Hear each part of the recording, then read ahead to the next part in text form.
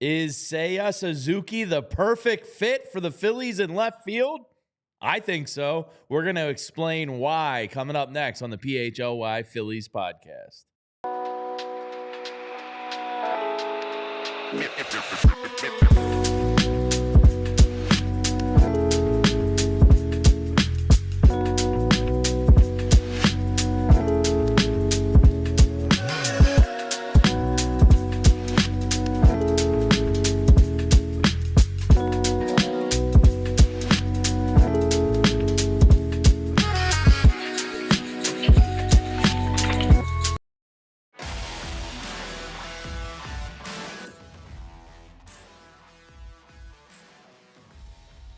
Hello and happy Friday to all out there. Welcome into the PHLY Phillies podcast. Jamie Lynch, Renee Washington, Tyler Zulli here. It's Friday, guys. We made it.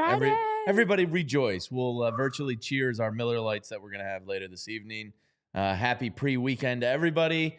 Renee, it's a big weekend in the baseball world as the MLB Winter Meetings are here, basically. Sunday down in Dallas.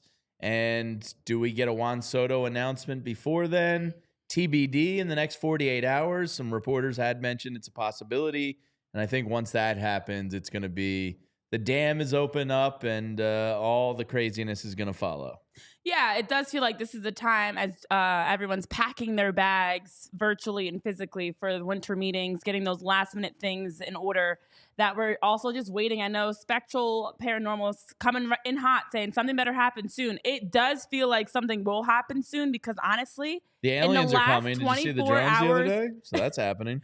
In the last 24 hours alone, the amount of names that we've heard get brought up that teams are quote unquote shopping and interesting in a trade for, to me, that means everyone's gearing up for winter meetings for the big conversations. We've gotten so many names that have come out, and a lot of them are great names for the Phillies or that the Phillies have already even been linked to. So not only do I think deals are happening soon around Juan Soto specifically, because we will get into his insane offer numbers. Holy crap. But also I think the Phillies specifically have some things in the works. Yeah, there's a lot going on out there. But I want to start the show, and we're going to be joined at 11:30 by our counterpart out in Chicago, Cody Delmendo, who works on the Cubs show out there. He's a very entertaining follow on X, where it all goes down, and maybe Blue Sky, I don't know. But Cody is very in tune with the Cubs. And last night in our Discord, actually, I believe it was Cody pointed it out, shared the story. Must be a real sicko with notifications set to every trade alert out there. Hey, what's wrong with that? Nothing. I respect it. I found out from our Discord that this story was out there. So thank you, Cody. This is courtesy of Ben Rickson from The Score. And according to him, the Chicago Cubs are determined to trade one of Cody Bellinger or Seiya SuzukI, a source says, according to Joel Sherman from the New York Post. So it originates back to Joel Sherman. Yankees, Mariners, Astros have all checked in on the Cubs for a potential Bellinger deal. A source told 670 The Score's Bruce Levine. Bellinger, yada, yada, yada. The Cubs aren't looking to eat money in a potential Bellinger trade. Blah, blah, blah, blah, blah. SuzukI, meanwhile, is under contract with the Cubs for 2 years, $19.5 million annual salary. The 30-year-old posted career highs in home runs last year at 21, OPS at 848, and an F4 of 3.6. Oof. It says Chicago's desire to move on from one of its outfielders likely stems from wanting to allocate payroll elsewhere while also opening playtime for the talented youngsters in the upper levels of its minor league system. The Cubs stunk. They're looking to blow it up and reallocate some money. Sort of like the Phillies, except the Phillies didn't stink. They're just looking to also reallocate. Yeah. So you might have a match there. Seiya SuzukI does have a no-trade clause. Correct. So obviously an opportunity to play for a winning baseball team. It's not like you're talking about coming to Anaheim or to Colorado or to the White Sox. You know, this is Philadelphia. It's a major market. You can step right into a winning spot. So I'm not too worried about the no-trade thing. He's a really exciting player because the fit. Yeah. We just read his career highs there last year, but he could play left field for you. We'll deep dive some of his numbers, but basically this guy doesn't whiff, he doesn't chase, he doesn't strike out. He is a disciplined, great approach hitter, and kind of exactly what the Phillies are looking for.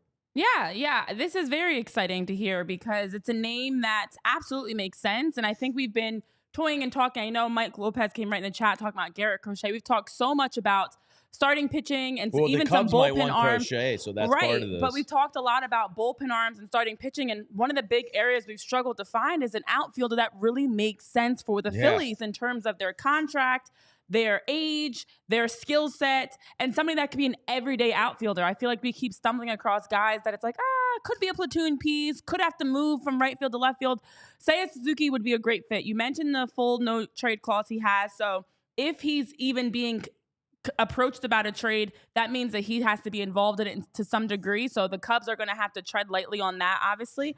But also on the other side, as they're looking to reallocate the money from Cody Bellinger, because he has that $27.5 million in 2025, $25 million due in 26, or a $5 million buyout. And Seiya SuzukI is a weird one. I saw people talking about it with a 2-year, around $36 million. It's not a crazy amount of money that they're spending on him for his talent, but if they're really willing to look elsewhere because they are trying to make some changes, and as you talked about, looking at not only shake things up, but trying to get kind of planning for the talented youngsters in the upper level of their minor league system, as they say. That's what I put in air quotes to give it those virtual quotes. If that's what their plan is, the Phillies can absolutely help you out, because I'd love to have a guy that each season it's an improvement in his home runs from 14 to 20 to 21 last season.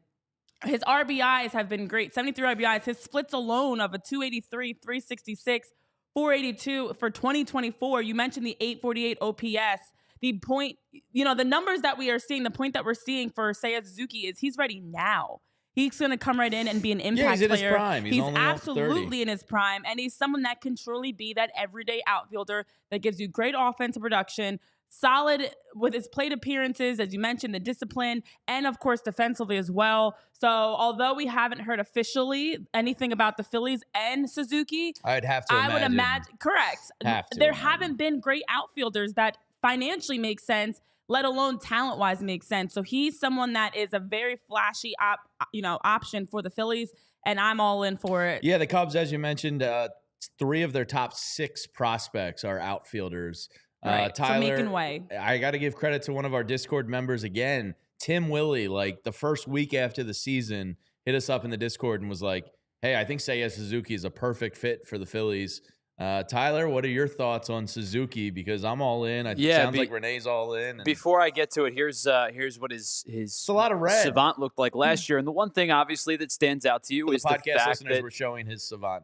He did strike out at 27% last year. It was just in the 18th percentile. It was 160 strikeouts. His strikeout numbers have gone in the wrong direction each of those last 3 years, but every other number is seemingly in a really positive direction. He hits the ball hard. He squares the ball up. He hits the ball for high exit velo. Like you mentioned, he doesn't chase. He walks a good bit, almost 11% walk rate for the season last year.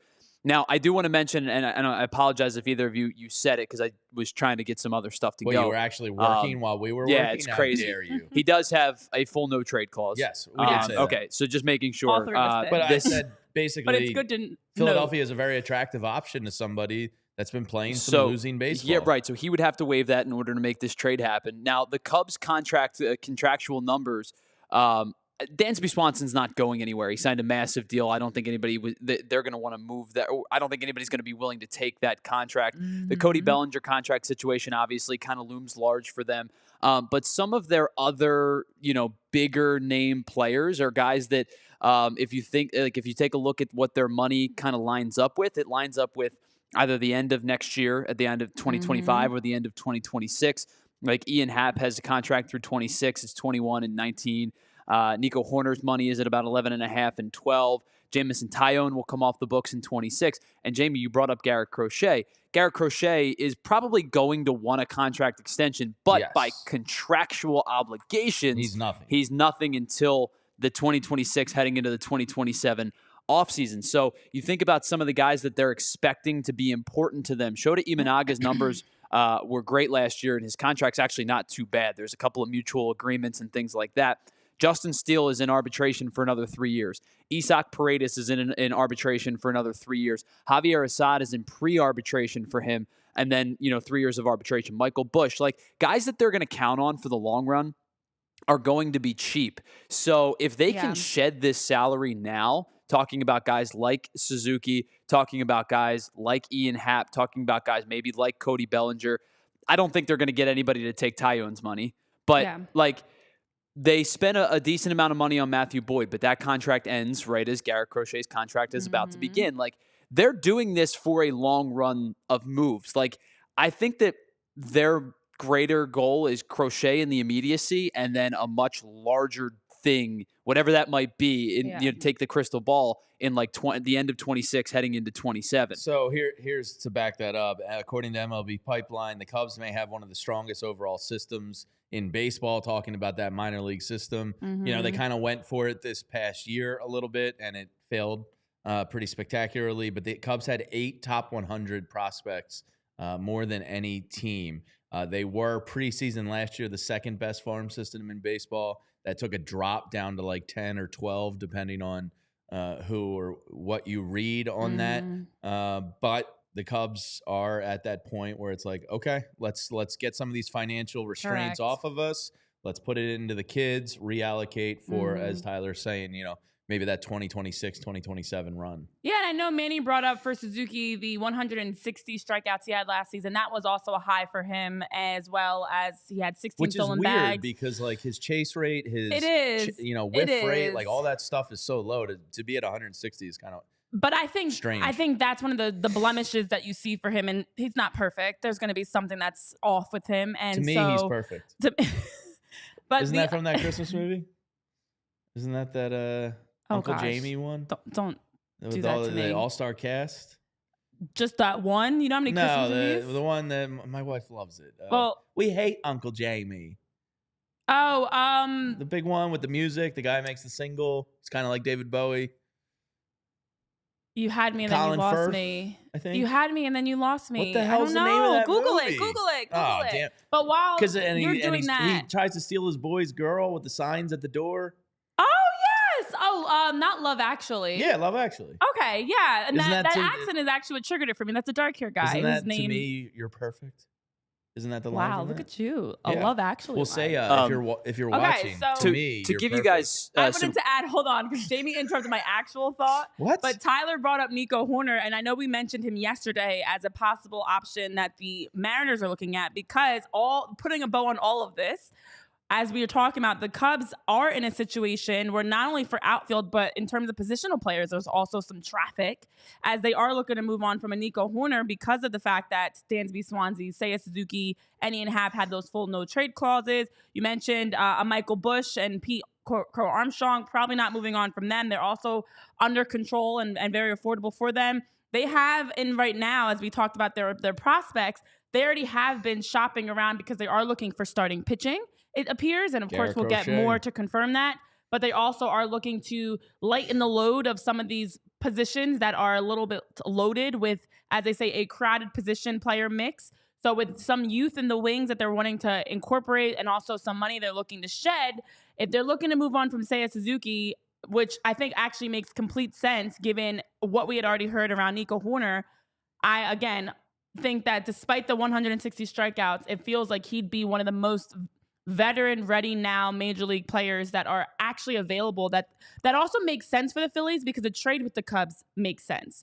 There's options that they have there if they're wanting to, bring in another starting pitcher. Of course, I don't know if this is where a Ranger Suarez comes into the mix. So this is where many trades can happen because the Cubs aren't going to want Alec Bohm. No, so they would not want him. That leaves another trade if you're going to move Bohm.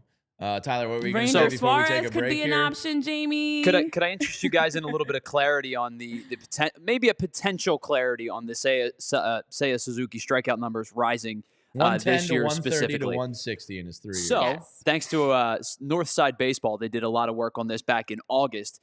Seiya Suzuki may be one of the most unfairly called strike zones amongst hitters in baseball. If you take the upper half of the zone, basically from maybe the midsection to the letters.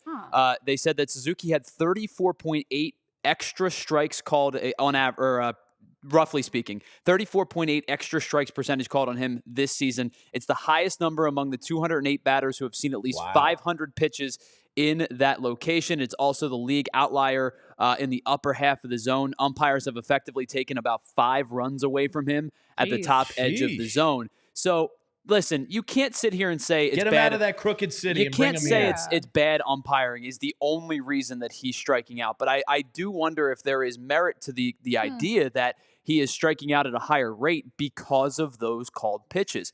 Like, it's not going to drop him from 160 to 90. No. But maybe it drops him from 160 to 140. Sure. And then, your 18% strikeout percentage, by the baseball savant, maybe it gets into the 28, 29%. And it's still not great, but it feels a little more palatable. Yeah, we'll continue talking about Suzuki coming up with Cody Delmendo, who's going to be joining us from our CHGO sister station.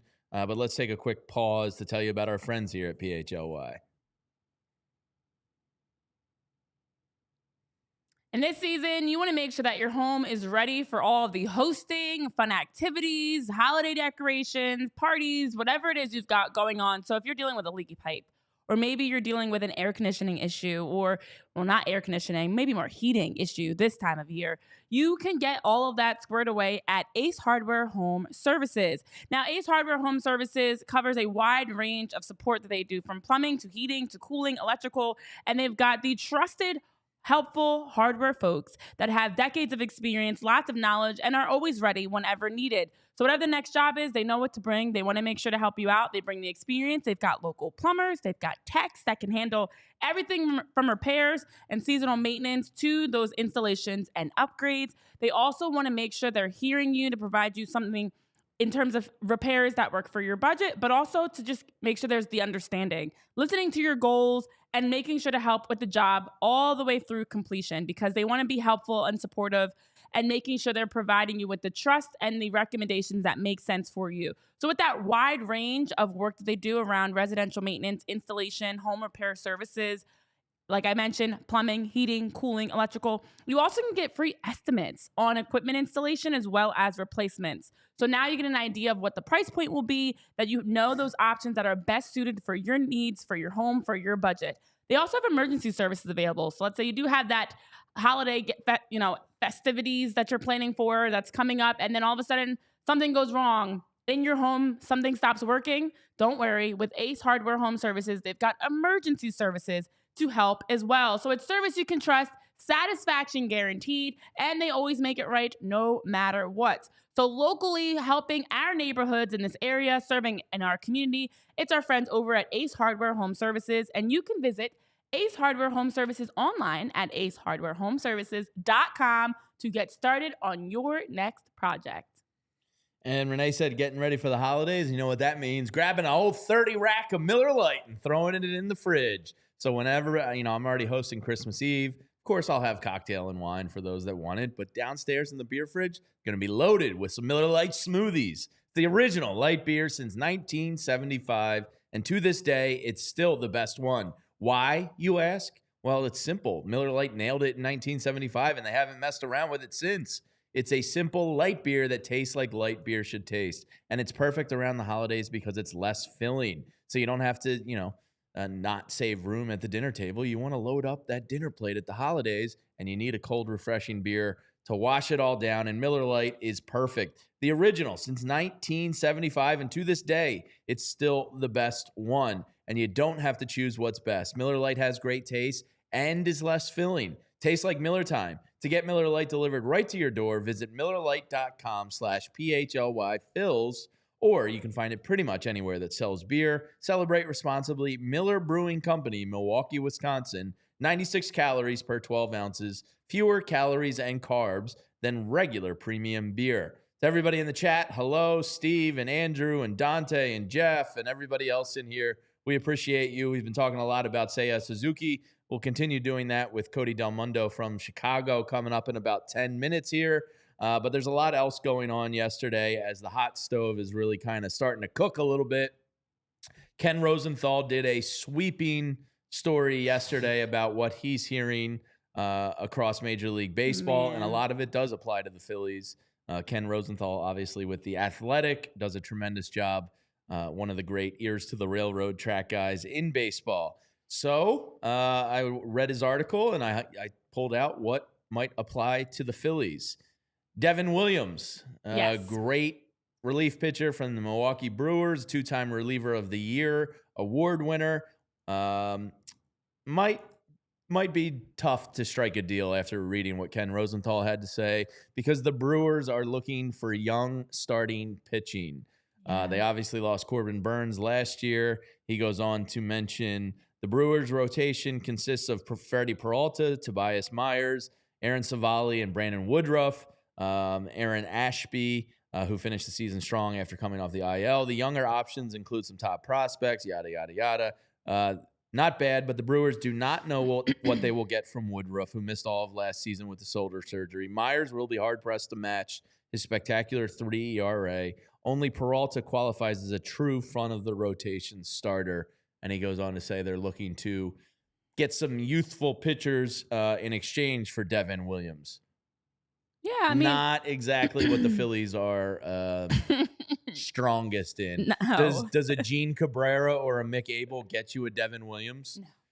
Probably not. So I think after reading Ken Rosenthal and the Brewers and Devin Williams, I think it's going to be a hard pressed to get him unless it was like a third team leg brought in. And so yeah, I mean the expectation is that the Brewers awesome. are gonna good, great, grand, wonderful. I didn't want Devin Williams anyway. No, who guy's a that? bum. Oh wow, sarcasm for anybody that couldn't understand that. Guy doesn't know baseball. What are you talking about? For the Brewers, who are most likely going to follow suit with what they did with Corbin Burnes last year, they don't mind moving on from great pitchers before they hit free agency, and with the expectation that Williams, you mentioned all the accolades and reliever of the year and all-star and all the incredible numbers that we've seen from him as one of the best relievers and true closers in the game. He is projected to get around a 5-year, $70 million deal when he hits free agency after this upcoming season. So the Brewers seem like they're wanting to move on from him, but he's not going to be cheap. And unfortunately, I know there's been some projected trades for how the Phillies could trade to get Devin Williams. I know some proposed to have Alec Bohm involved in a 3-team trade. I think Devin Williams is going to be one of those 3-team trade types of guys for the Phillies specifically, just because they do not have what the Brewers are looking for. The Brewers already have, a Willy Adames. They already have guys that they're looking to shop in addition to a Devin Williams. So bringing in someone like Alec Bohm actually makes no sense for them, especially if they're looking to bring in some young starting pitching. So with Andrew Painter off the table, Devin Williams wouldn't happen as a direct 2-team trade, but it's nice to dream that maybe somehow we can creatively figure out a way. I'm closing the case on that one, unfortunately. I think the Phillies are screwed in getting Devin Williams. Anything's possible until he gets moved, Jamie. Yeah. Somebody in the chat said Tanner Scott, Andrew Tiger. Yeah, Tanner Scott's a free agent, so it won't cost you nothing but money, so that remains a possibility. But the other name that's been rumored out there a lot, and according to Ken Rosenthal, Ryan Helsley, the relief pitcher, elite, closer for the Cardinals, won the award last year after a spectacular season.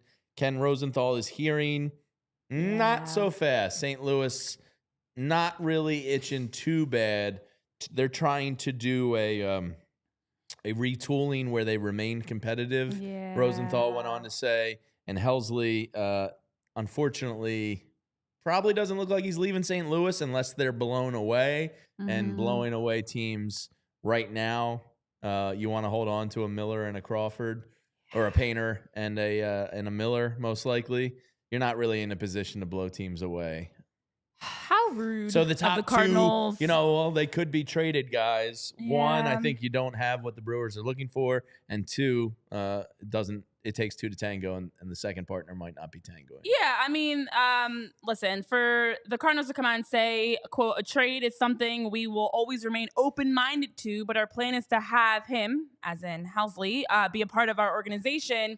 That doesn't fully take him off the table, but it does decrease the chances of them moving on from him. So, unfortunately, it feels like, for as exciting as it was to think of a Ryan Helsley option, it doesn't seem like not only are the Phillies not getting him, but nobody's getting him right now. And so I think the Cardinals it seems like, and this is what some reports also said, that the offers just also haven't been good enough. It would take a really strong offer to even make them consider moving on from Ryan Helsley. Duh, as great as he is, you're not going to give him up for nothing. So I do understand, as there were some reports that came out from St. Louis. Derek Gold of the St. Louis Post-Dispatch actually was one that was reporting on it and sharing some of the updates. So not an offer strong enough. And again, I don't think the Phillies, much like with Devin Williams, I don't think they have enough to offer the Cardinals for them to consider moving on from him. Yeah, so we'll see what happens here if they decide that Tanner Scott is somebody they want to look at. I do think there's, Hoffman and Estevez would be fine, but I don't think it's going to excite the people. And I feel like they do want a little bit of a stronger presence back there. As good as both of them were, and Estevez was fine. Sure. And Hoffman has kind of come up short 2 postseasons in a row. So I feel like when they talk about change, that could be one. So does Tanner Scott then, get talked to next week down in Dallas? In case you're unaware, Jim Salisbury is going to be down in Dallas on Sunday for us. And next week, Monday, Tuesday, Wednesday, he's going to be checking in daily. He's going to be writing on allphly.com.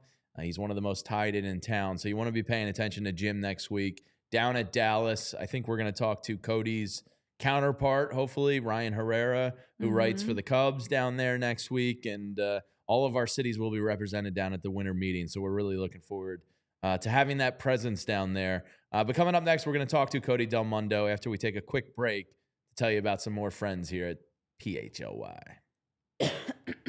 That's our friends over at TrueMark Financial Credit Union. You see their branches all over the area because there's 24 of them throughout the Delaware Valley, and they're headquartered right here in the area. So they're a local business that hires people that live in the community. So they're very tied into the community, and they know that proper coaching is critical, especially financial literacy coaching. And that's why they've launched the Greenlight account, which you can get free if you're a TrueMark member. The Greenlight app is changing the game. Once, I think maybe another year or two, and my oldest, I'm going to get her involved with this because this is awesome. I wish I had something like this to help me learn about money and financial literacy as a kid. So the Greenlight app, you can help kids and teens learn how to earn, save, and spend wisely. They can have set up savings goals. They can track their spending. They can even get an allowance all right there in the app. And the really cool part for the kids is they each get their own debit card, so they can make purchases and learn real-world money skills while you stay in control of it right there from your phone. You get peace of mind, and they get the freedom to make the smart decisions with their own money. It's like coaching your kid through their very own financial game, and TrueMark Financial members get it free. And with the holidays right around the corner, now is the perfect time to introduce your kids to Greenlight. So get signed up today. Visit TrueMark.com/Greenlight for more information. And also, this time of year is a great time while you're preparing for the holidays and all the fun to maybe consider changing out your flooring, because you want to make sure that you've got that nice plush new carpet or the clean hardwood floors. And with our friends over at Empire Today, they are the great spot to make sure that you can always have the best flooring without feeling overwhelmed. It's a very stressful process because of just all the options, thousands of options. And when you're walking to the stores, it's hard to imagine what these floors that you're seeing in a store would look like in your home. How will they match your furniture? How will they match the paints, the lighting, the backsplash, the tiling? Well, with Empire Today, don't worry, they've got you covered with their virtual floor designer, which provides you with a great opportunity to easily snap a picture of the floors, snap a picture of the room in your house, I should say, and see how those floors would look in that space. So just simplifying the process for you. So now you don't have to try to guess. You actually can see what those floors would look like in your space.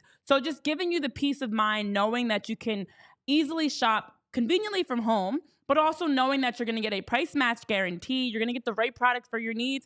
You're going to get quick and professional installation as well as tremendous customer support. So with our friends over at Empire Today, they really pride themselves on those pillars of conveniently being able to shop at home, making sure they're helping their customers out, and also trying to make the process less overwhelming. And to add to that, they also service their own warranties. So you wouldn't have to worry about, if any issues do come up, trying to figure out how to track down a manufacturer's phone number. You can have all of the warranties serviced through Empire Today. So if you're interested, you can also schedule a free We like free. A free in-home estimate today. And all listeners can also receive $350 off. You get that discount when you use code PHLY.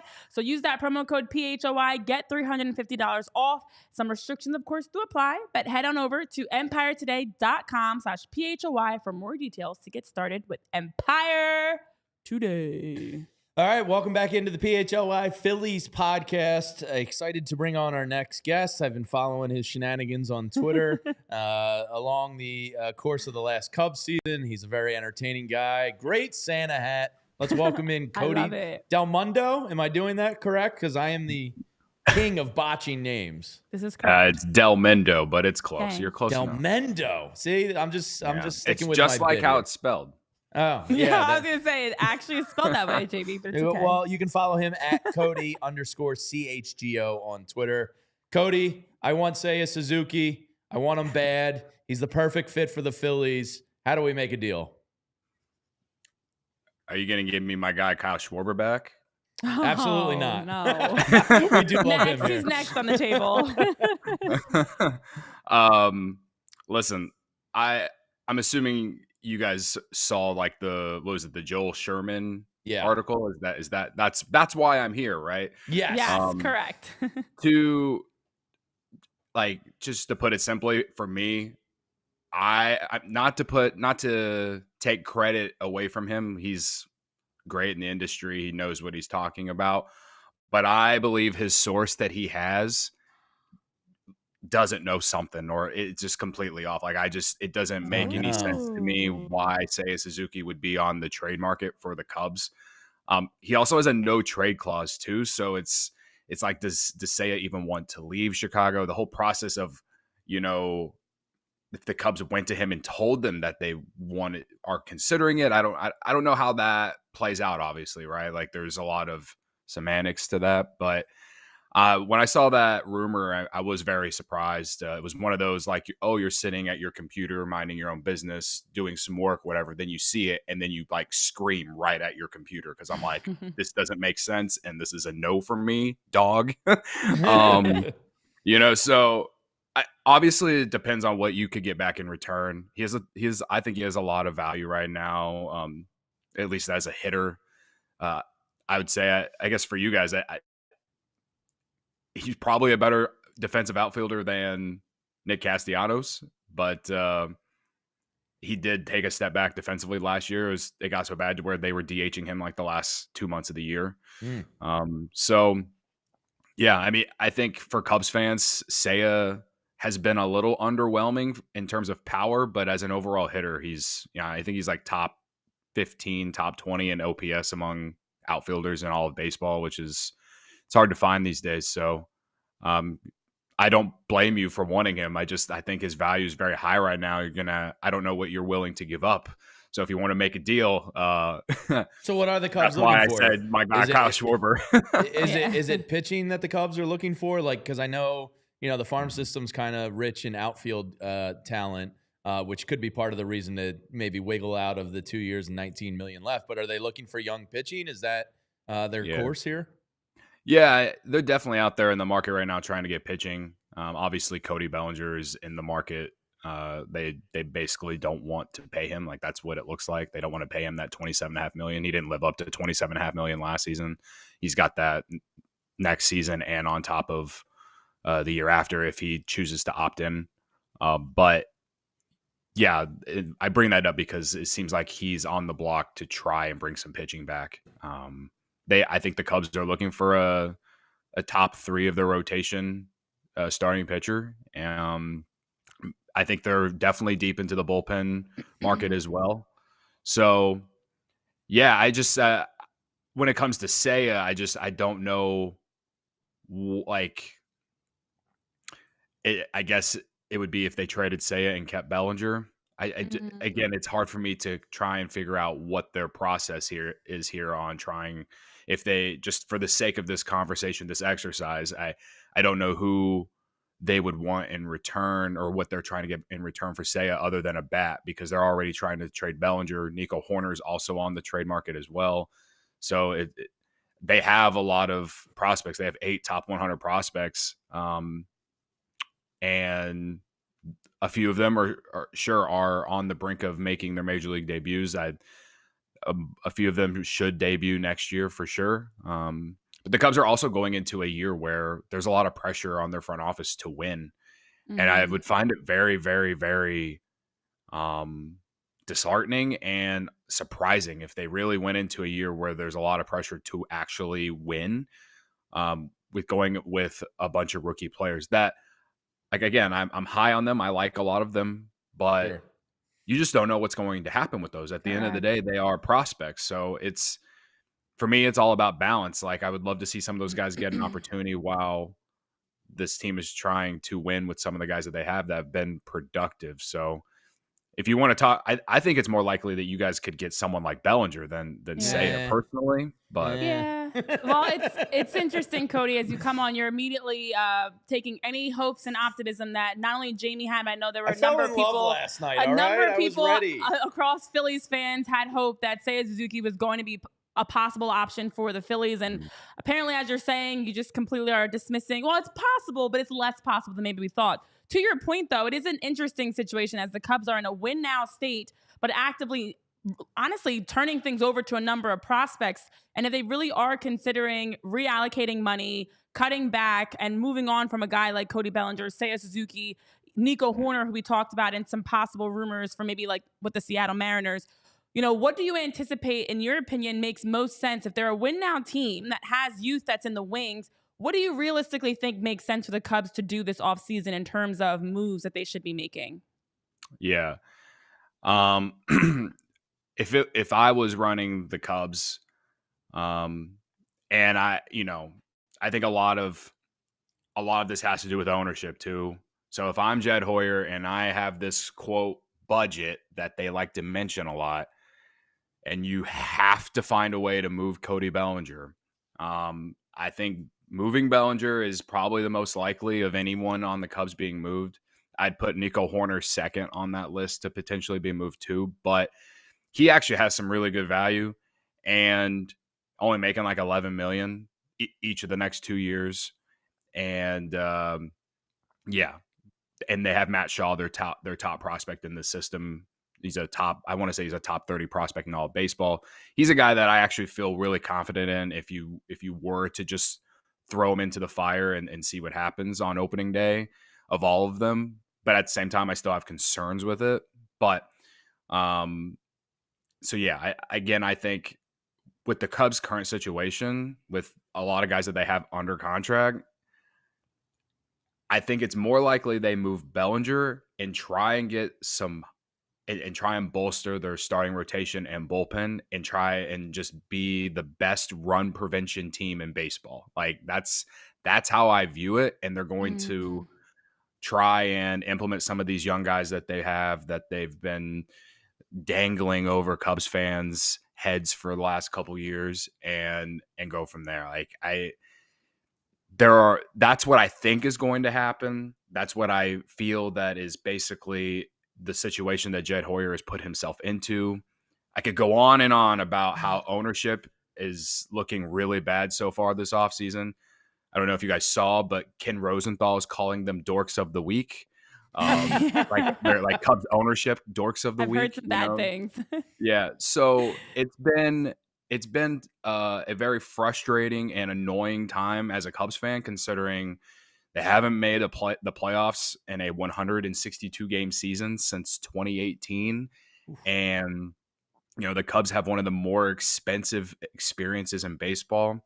Jamie, didn't you go to Wrigley Field last season? Yeah, I was out there. My cousin just moved out to Chicago, so we made a trip last year. It's the best. And I don't know what it's compared to going to Citizens Bank on a regular day or I guess even on a weekend. Like it's not cheap to go to Wrigley Field. And just to put it frank, like the Cubs aren't putting out a good enough roster or product on the field, as you could call it, to justify the prices that they are making Cubs fans pay for. I mean, just it's bad example here, but I saw the Diamondbacks are offering like $300 for like an entire season ticket holder package for their fans this next coming season. And that team I didn't make the playoffs last year, but they were just in the World Series 2 years ago. And they have a young roster that people are at least interested in. And I know it's a smaller market, but just to compare that to the Cubs, people are paying thousands of dollars to be season ticket holders for the Cubs. The ownership is just ripping money out of Cubs fans' pockets year after year. They continue to increase ticket prices and like concessions and all of that. The experience, you are not going to go to Wrigley Field and spend less than $150 just at the game alone. That doesn't even include parking. Maybe I'm exaggerating a little bit on just you gotta have those Miller Lights, you know. But yeah, tickets aren't cheap, especially especially as it gets warmer into the summer. And I get it. It's like professional sports. A lot of teams are like this anyway, but I would lean to bet, I don't know, but I would lean to bet that it's probably cheaper to go watch the Phillies play than it is to watch the Cubs. And you guys have been like in the playoffs the last handful of years, and you have superstar players, and you have, to put it quite frankly, a very entertaining team that it like makes me mad that I like watching it, because all it does is make me sad, because you have former players and players that the Cubs should have. And it just, whenever I think I've sent a few tweets to you guys on Twitter since you guys launched. It just, every time Schwarber does something or Bryce Harper does something or Castellanos does something, I am like, I just get a little sick inside. So it's just the state of the Cubs right now, even though you can make the argument they're the best team in Chicago, which it's very sad that you can make that argument.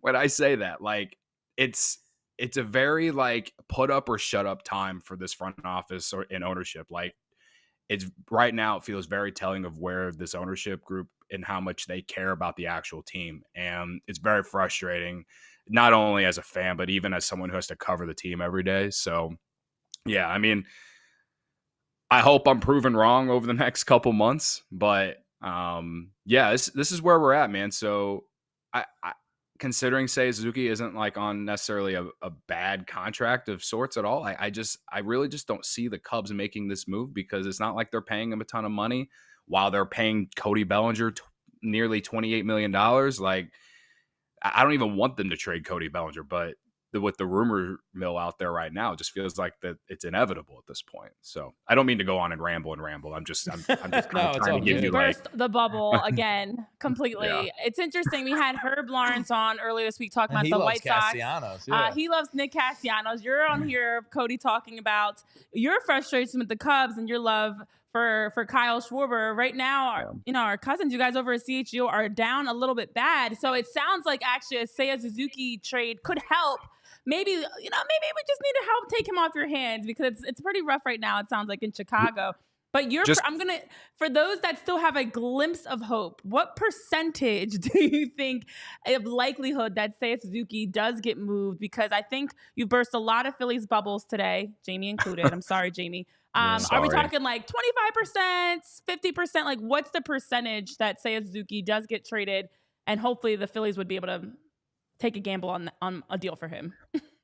Well, just for the sake of the exercise, I'm not trying to like ruin you guys' moods or day with what I think. I mean, the Cubs could certainly do it, and I think it would be a very, very surprising move from Cubs fans. And to be honest, like, I've been sitting on our show saying, like, when is Jed Hoyer going to make a bold move? It just feels like he does all the safe moves. He doesn't take any big swings.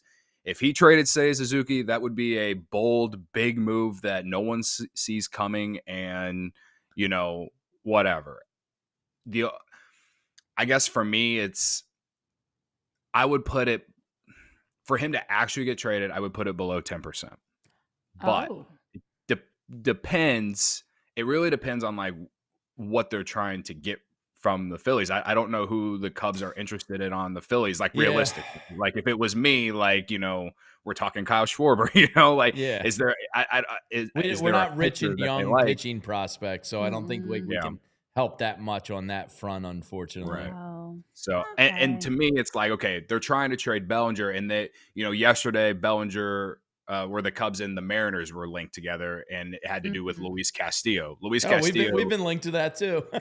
Have you? Okay. Exactly. Well, Castillo, he has like 3 or 4 more years on his contract. He's a proven starting pitcher, top 1, top 2 of your rotation. He's been durable, which is so like key in today's baseball, right? And he's familiar with the NL Central since he used to be with the Reds. Like it actually made a lot of sense. And I just got the feeling that the Mariners just don't want to pay him anymore. And they have a bunch of young pitchers that are controllable and cheaper anyway, and they need offense. So I was like, okay, it's very obvious in my head that it feels like Cody Bellinger is part of that conversation. Because even though Bellinger had a down year last year, he was still a pretty productive offensive player who brings defensive versatility. I could keep going. But like that makes sense to me. I just don't know what type of trade with the Phillies would make sense, like in the reality of things. Yeah, sounds like it. Our producer Tyler wants to ask you a question, but is the big hope here for Cubs fans Crochet, and is the crosstown trade weird?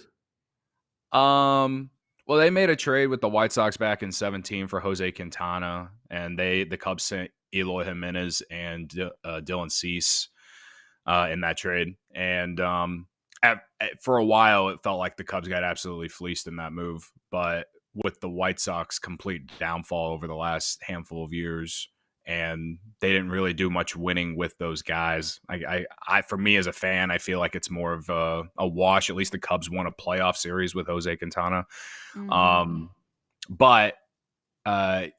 wouldn't say that it's weird or unheard of. I mean, they even made a trade for the Sox trade for Craig Kimbrell back in 2021, and the Cubs got Nick Madrigal and Cody Hoyer back in that move. That one turned out to be kind of like a lose-lose for both teams. Like Cody Hoyer just couldn't stay healthy. Kimbrell was terrible for the White Sox in the second half of that year, and Madrigal is one of the more frustrating Cubs I've ever had to watch in my entire fandom. So that one's kind of just fun. Whatever. Yeah. So again, it's not unheard of that the Cubs and the Sox make trades. I mean, Sammy Sosa was traded from the White Sox to the Cubs way back in the day. So in terms of Garrett Crochet, I think it could happen? I think it could. But I mentioned earlier about Jed Hoyer making the big swing, making a bold move. I think the White Sox are going to want, two of the Cubs' top prospects in the system. Like I think that they're starting with Owen Casey and going from there, or Matt Shaw, or maybe both. And I think the rumor about Crochet out there is that the White Sox are asking for a ton for him, which rightfully so. He was awesome last year, but he's also hasn't proven to be durable for a long-standing time either. So I think there is a lot of risk there, but. I said on our show the other day that, I'd be all for it just because it's the big swing that I feel like this team needs. He has 2 more years of control. He's young, among the leaders in strikeouts last year in the American League. He's a guy that I absolutely would love for the Cubs to go get. But I personally don't think Jed is going to pull the trigger just based off what feels like they're going to have to give away prospects that he really covets. So that's where I'm at on that. I think Castillo with the Mariners is actually more of a likelihood than Crochet, but we'll see if that even comes to fruition. Winter meetings next week, obviously. So I feel like we're going to continue to hear about these rumors and stuff like that. So yeah. Tyler, you had one on the rotation? Yeah, so before I ask you the question, I will say this. You bring up Nick Madrigal. If it makes you feel any better, I wanted Nick Madrigal in the draft over Alec Bohm, so it shows how little I know. So you bring up Crochet, kind of previews into my question for you. It's a rotation with the Cubs that, statistically speaking, was pretty good last year, but the one common theme that I go back to between Assad and Imanaga and Tyone and now and Matthew Boyd, it's kind of devoid of velocity. And I don't want to say bringing in velocity just for velocity's sake, but is there a conversation with the organization of bringing in a starter who maybe changes that mold up a little bit instead of 4 or 5 guys who are in that 92 to 94 range? Yeah, even Justin Steele is a certain type of that too. You're absolutely banging the horn there for Cubs fans. Yes, we need more velocity Because I'll use you guys as an example, like watching you guys in the postseason or just watching you throughout the last couple of years. You guys have some dudes who go out there and throw gas. And it's like, in today's game, you need that. Like, with the way pitching has, developed and grown over the years, I think you absolutely need more of a mix. And with the way pitchers are getting hurt these days, like I that's why I think that, because all those guys you mentioned, while they have flaws and they're not exactly like aces, they still still get the job done, and they still getting outs. And at the end of the day, like I want them to, I just want to get outs one way or another. But yeah, like they definitely need more. They need more swing and miss in their entire pitching staff in general. I think they've taken gradual steps in the bullpen and bringing in more high leverage, or not high leverage, but more velocity into their bullpen over the last year. But that was even a problem for a while, especially like after they traded Anthony Rizzo and Chris Bryant and Javi Baez, like the year that they did that. Like the organization was so far down in terms of health organizationally or internally, and they've taken gradual steps over the last couple of years to improve that. And so yeah, I think they have some nice pieces with that in the bullpen, but in their rotation, yeah, you're right. They need more velocity, and that's honestly one of the reasons why like Crochet would be nice. I would love to have someone like that. It's just a different look. I don't even care if you add them, they now would have like 4 starters that are lefties. I don't care. Like it just we need more velocity in the rotation, So to me, that's kind of how I think a lot of fans for the Cubs feel that way too. Like just the stay of the game. The best teams going to the World Series or that are making deep playoff runs, they have pitchers who are getting more and more whiffs. And I don't know if that's good for the game or not, because it can get a little boring just watching strikeouts or home runs. But at the same time, like we are where we're at, and it's like you have to adjust with the times. So, yeah, you're right on the bullet with that one. So. Well, Cody, it's been awesome catching up with you. Appreciate your time. Hopefully, Seiya SuzukI is wearing Phillies pinstripes next year. That would make me a very happy Phillies fan. But I really appreciate your time. We'll catch up again soon. It was fun having you on. Yes, absolutely, guys. I appreciate it. And again, you are my favorite team in our network to watch, because there's too many players on your team to not like. The All City baseball lineup is struggling a little bit. The Diamondbacks are competitive. Cubs are hanging in there. White Sox significantly lower. Philly's got to carry the flag. Sadly. Yeah. But hey, if a Seiya SuzukI trade happens or a Cubs trade happens with you guys, feel free to ask me again. I'm happy to come on and break down whoever. So would love it. Thanks, Cody. Awesome, Thank you. See you guys. There he is, Cody Delmendo. You can follow him on Twitter at Cody_CHGO on Twitter. Does a great job out there on the Cubs show. Renee, just a couple other rumors to get to, and then we want to get to our random Phillies trivia there. He really kind of poked I know, burst your bubble for sure. I it was a short-lived bubble. I'm like, Joel Sherman, yes. Well, Seiya SuzukI's perfect. You're in a bubble like to start just because of the no trade clause. Like that's the first hurdle you have to get over. That. Philadelphia is an easy sell to somebody. It's not like you're the Anaheim Angels. Hey, Seiya, come over to Anaheim. We win 60 games every year. And we're easy sell. It's the Cubs on the Hey, it's like 72 every year. Thank you very much. You're not going to the White Sox. You're not going to a small one. You're going to a team that has a legit chance of winning a World Series. Even though your bubble got burst, I'm glad some of you, like Duncan Dad was mentioning, enjoyed the segment. And yeah, shout out to our CHGO friends, especially our baseball CHGO friends, because they're really in a tough spot right now. I was going to rub Jalen Carter in his face, but it's I like feel too like much. The Chicago sports fan is down bad. We don't need to really, we don't really have to trash talk. Did you guys happen to see the graphic? At all? Did you guys happen to see the graphic that CHGO posted the other day? It was all of the head coaches. Do you know who the longest tenured head coach is in Chicago right now? Billy Donovan. Oh, you're right. Yeah. Somebody tweeted yesterday it was Craig Counsell. But Craig Counsell's probably second. Yeah, because so Eberflus got fired in November. Luke Richardson just got fired by the Blackhawks this week. David Ross, November of 23. Pedro Grifol was fired at the end of the year.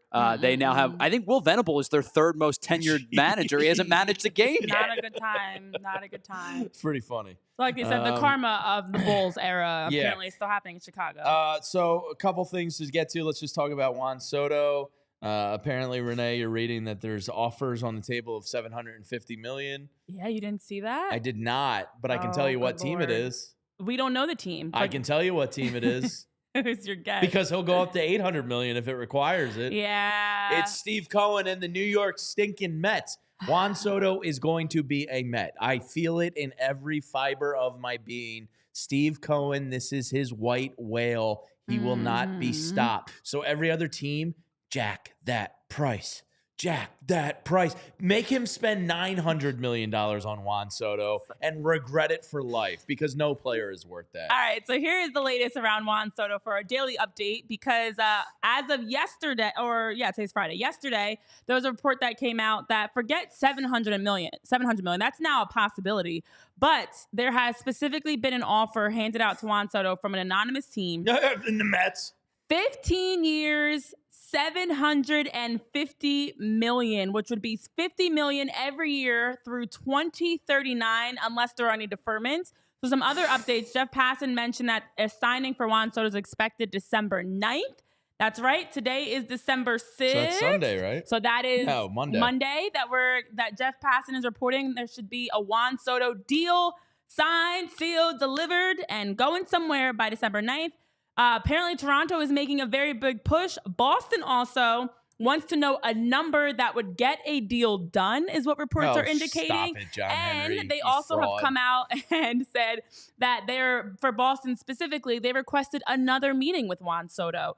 So some reports came out. The Red Sox aren't done yet. Alex Spire of the Boston Globe, and sorry if I said his last name incorrectly, said that the Red Sox have already reached out and wanted another meeting with Scott Boras and Juan Soto because, again, they're trying to figure out whatever number it takes.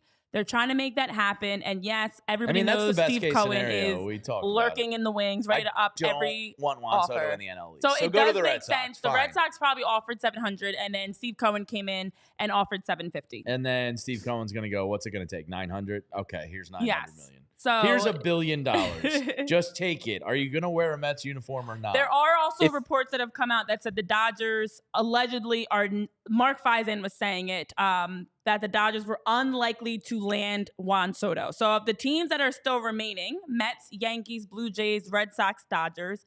Mark Feisen said the Dodgers are unlikely to land him. The Red Sox allegedly want another meeting. The Mets are just ready to outspend anyone. Toronto's ready to make a big offer. And then the Yankees are kind of shifting gears towards like a Corbin Burns and some other names. So Tyler, what were you going to say? If he signs for the amount of money that like we're all like kind of joking but kind of serious about. Oh, I'm dead serious. Steve Cohen needs to do a Dr. Evil chair spin. Yes. $1 billion. With a bald cat on his lap. Oh, my God. It does feel like he's going to be a Met. So a couple other news and notes, and I'm really excited for next week. Sunday, just a reminder, Jim Salisbury is going to be down in Dallas for us. He'll be checking in daily, writing on all PHLY daily, and he's going to get some good stuff. Monday could be the end of the Soto sweepstakes, but just the news and notes around the league real quick. Just going to buzz through them so we can get to random Philly trivia. Christian Walker is drawing a lot of interest, the Norristown native. Apparently, the Pittsburgh Pirates really want him, but they're afraid because there's so much interest, including both New York teams, the Mets if they lose Alonso, the Yankees if they lose out on Soto. So Christian Walker could be looking at a nice payday. Astros and Alex Bregman are looking for $200 million. So hopefully the Astros keep him, which is crazy. Well, the Astros offered him like $150. So he's looking for $200. Then he's looking for $200. But the Astros desperately want to keep him. They have under offered. So we'll see what happens there. Yesterday, Luis Severino and Cody talked about it.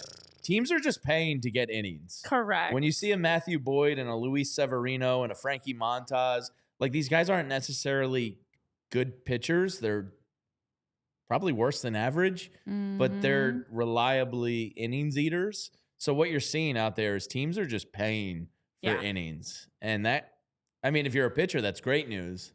because you can stink and still go out and get $24 million a year. getting paid. But the largest deal in Oakland athletics history goes to Luis Severino and everybody watching on our TV platforms, Roku, Samsung, Zomo, Peacock, Xfinity. We're all over the place now. Thank you for hanging out with us. If you want to play Random Philly Trivia with us, you can continue on at allphly.com to do so. So, by the way, I promise it's not Nick Pivetta when I ask this question. It's not Nick Pivetta again. He might get $30 million. Do you know who's going to get insanely paid because he pitched well down the stretch and into the playoffs? You know who's going to get paid like a ridiculous amount of money? Not Jack Flaherty. I was going to say. Is going to get probably $30 million a year. Yeah. He and Sean Manaea are about to get paid. Yeah, Manaea's going to get paid too. So the Athletics, the biggest free agent deal in franchise history is Luis Severino. Like, crazy. It's just as weird as the Rays' biggest one being Zach Eflin. That is strange. And then the last one, Matt Chapman said he is open to moving to shortstop for the near future, temporarily, whatever you want to call it, in case they can go get Kim in San Fran. So, well, also some others to hit on, because I do feel like by Monday some of these names could be gone. They could be moved on from. I don't know. But Matt Gelb did report that the Phillies have interest. The Yankees and Phillies are among teams with interest in Tommy Conley. His name has actually come out that the Phillies have also allegedly checked in on him, as well as Clay Holmes. Now, Holmes is interested in moving to a starting role, but the Phillies would be interested in him in more of a reliever role. So if he wants to be a starter and that's like a deal breaker for him, that wouldn't work out. So some relievers that are on the market for the Phillies. Doesn't do a ton for me, but okay, I mean, and then also with the Guardians open trade offers on Josh Naylor and Lane Thomas. Oh, I do love a fat athlete. Oh God.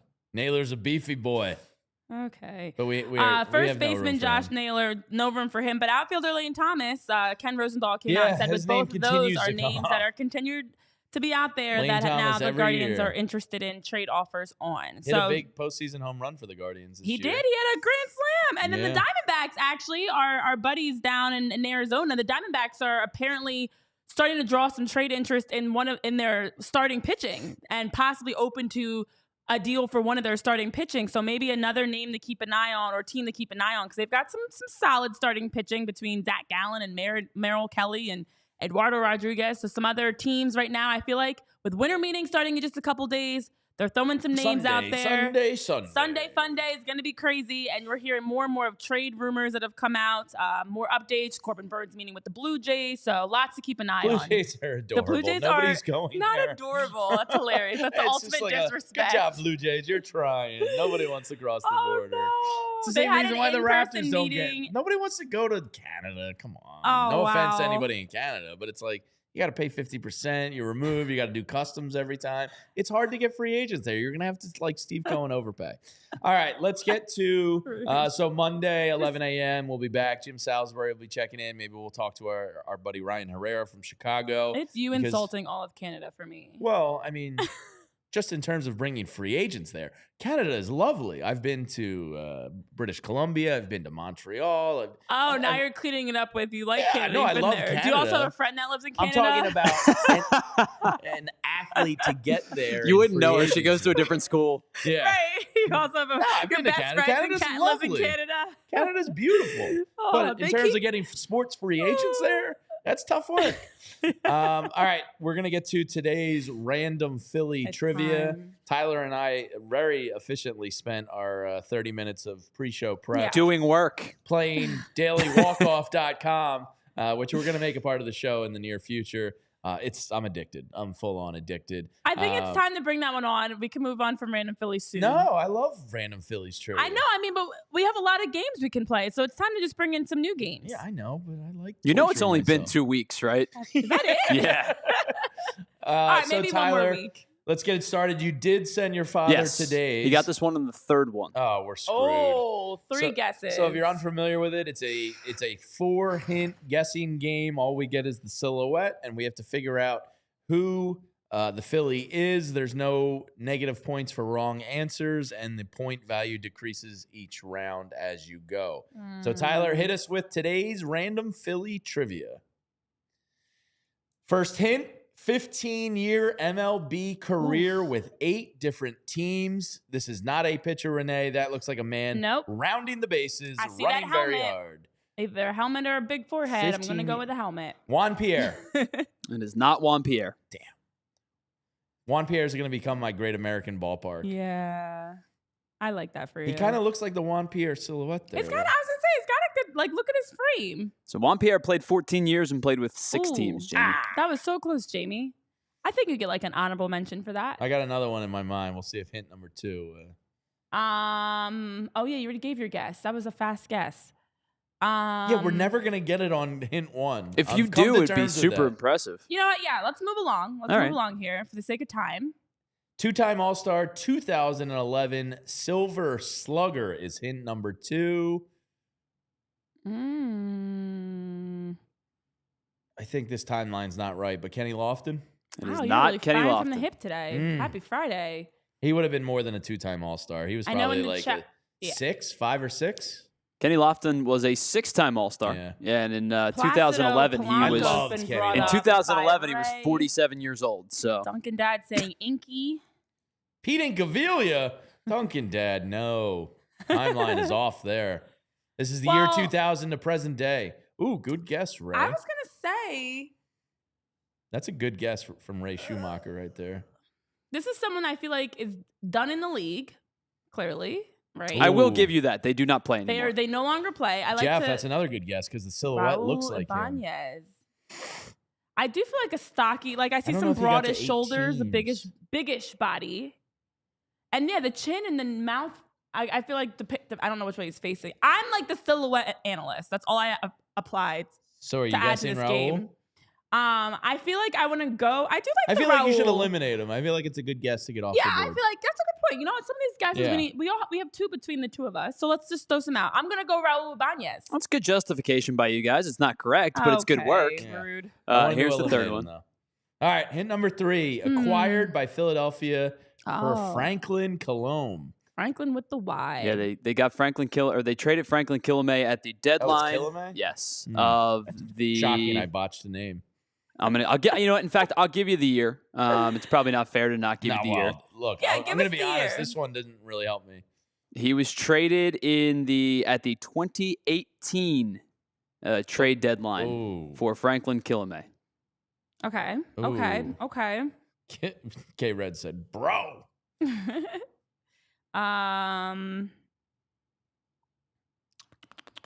Ooh, good guess, Jim Moss.